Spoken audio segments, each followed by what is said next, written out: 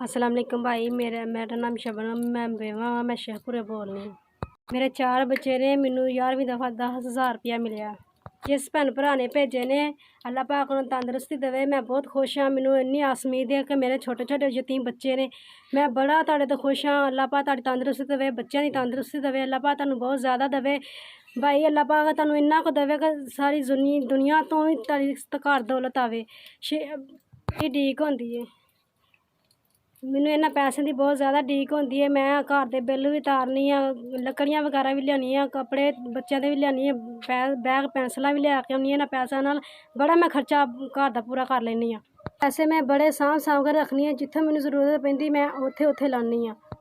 हाँ, जिथे जिथे मैनू जरूरत होंदी उत्थे मैं इस्तेमाल करनी। अल्लाह पाक खुश रवो, आबाद रवो। जिस भैन भरा मैनू भेजदा, अल्लाह पाक बहुता बहुता ज़्यादा दे। मेरे यतीम बच्चों का तुसीं सोचेआ भाई, अल्लाह पाक बहुत ज़्यादा देवे।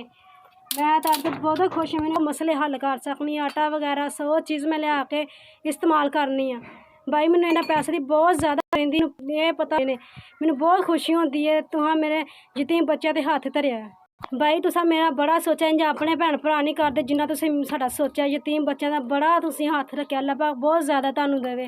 अल्लाह पाक तुहाडी लंबी उम्र करे, तुहाडे बच्चों की लंबी उम्र करे।